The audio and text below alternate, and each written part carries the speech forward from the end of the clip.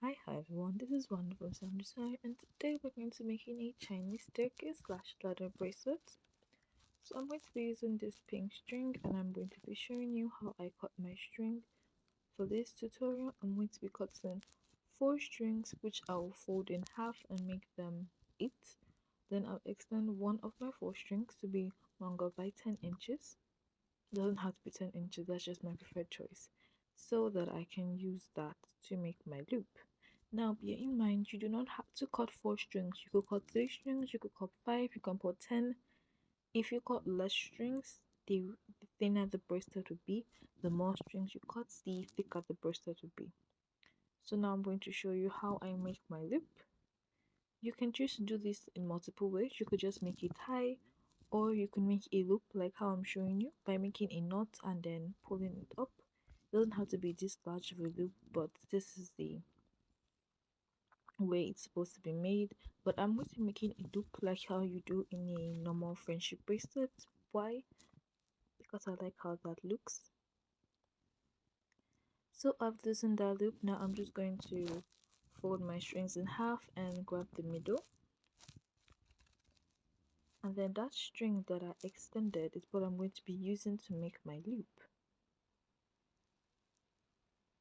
So I'm just going to pinch the middle like this now, and then I'll grab that string that I extended, and I will be making something called a backward forward knot, which means I'm going to take that string and make a D over the rest of the strings that I currently have, and then I'll pull it through that D and then pull up, make it tight. Then I'll make a 4 over that loop with the string. I'm going to make a 4 and then pull it through, and that's it. Pull up. So I just made a backward forward knot, which is like a loghead knot, but in a friendship bracelet way. Now for the rest of this loop, I'm just going to repeat that step. So I'm going to make it backward, which is me going to make a D and pulling through, pull up, and then making a 4, the forward part, and then pull up, and then I'll do it again, a backward forward knot again. So I'm just going to keep repeating the backward forward knot until when I get a loop. And by the way, make sure your loop is big enough for your ties to pass through. This is the size of mine. I'm just going to tape it down. It doesn't have to be this big though. I just want my ties to be able to pass through them properly. So now we're going to take that string that we used to make our loop, and we're going to make a backward forward knot over the string. So we're going to bunch those 2 strings together, like the different sides of the loop, bunch them together, make a backward knot and pull up. Make sure that there's no space in between the first backward forward knot and the last backward forward knot we made, and then make the forward part, which kind of locks in the position of where we currently are. Ignore the camera, I'm sorry, I hit it again. Sorry that part. And now we are done with the loop and we're about to start our bracelet, or we are starting our bracelet. So with that same string, I'm going to make a forward part. That's the 4, and then pull up and pull. And then I'll do that again, just the 4, pull up and then pull. And repeat. Just make the 4 with that string and then pull. And that's all that there is for Chinese staircase bracelet. We're just going to be making basically forward knots throughout this entire bracelet. The only difference is that when you're making forward knot continuously, it keeps going round in a circle like you see me do. So the string is moving from right to left, and if you don't want to get confused, when it goes under, like if I'm knotting now, you can see my string is currently at the right side and it looks like it's about to go under. So now I'm just going to make one more knot, and then I'll pass my string to the other side.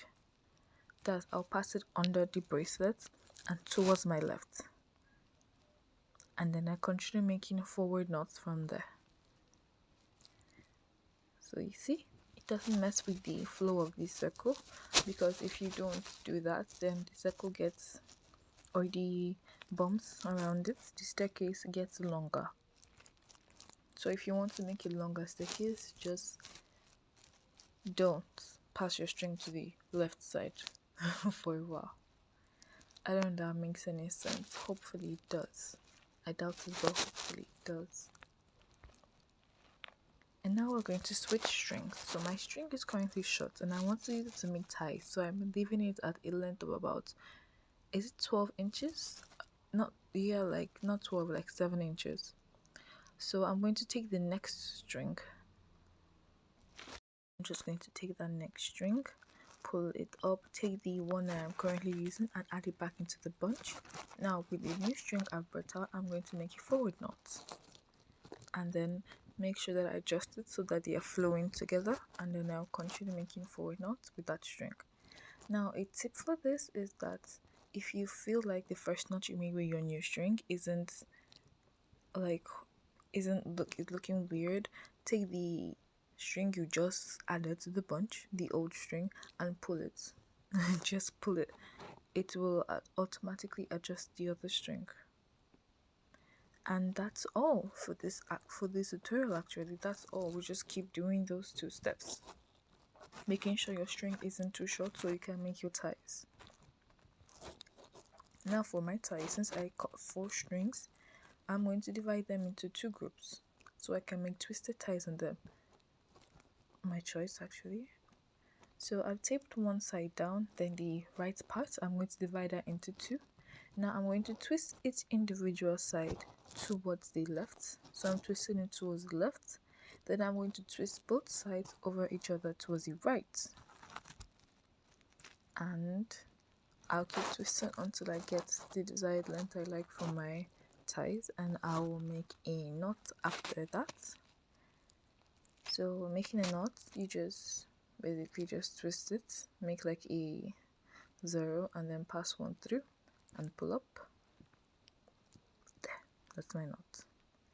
So I'll compare if they are the same size, and if you like you can make one tall, one long, one short. It's kind of cute though. Not really.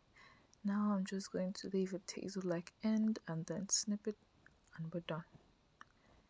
Now I'm going to show you how to make a Chinese decade bracelet, but I'm going to show you how to make it with different colors of string. So this one I only use pink, which made it quite easy, but I'm going to show you how to do it with different colors. It's exactly the same thing. There's not much of a difference between it. The only thing is that you have to switch colors more often because you have to switch strings more often because you have more colors than this one.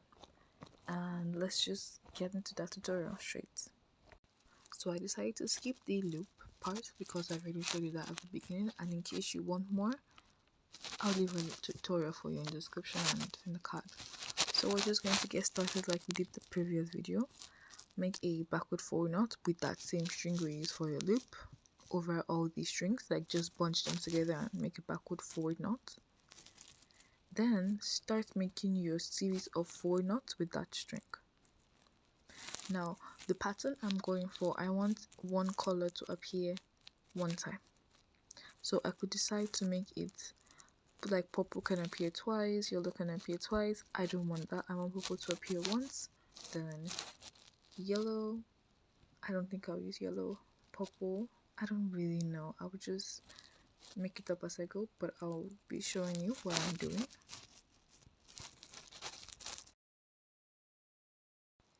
Please make sure that your string doesn't get too short, because you also have to make ties at the end of the bracelet, and if your strings are too short, your ties won't come out well.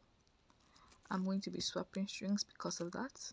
At this point, I'm just going to make one more knot so that my staircase stops where my purple string starts. Then I'll just swap it to the next string and I'll keep going. And then remember, I said you can pull on one string if it doesn't look like it's aligning properly.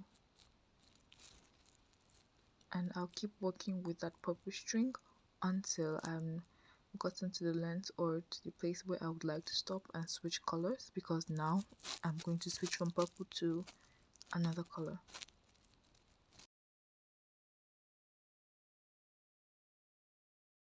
Now I'm going to be swapping from purple to yellow.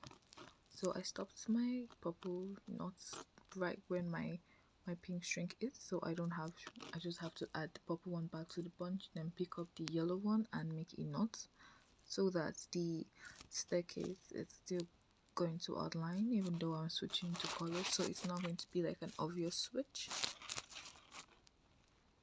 Like, you won't tell by the knots. You obviously see the colors, but you won't be able to tell by the knots. And then just keep making your forward knots. Like, it's just forward knots throughout the entire bracelet. And if you don't know that, I'm sorry, I make Frenchy bracelets, so I'm used to saying forward knots, which is exactly what it is. And then I'm going to be using this yellow one until I get to the point where I would like to switch colors.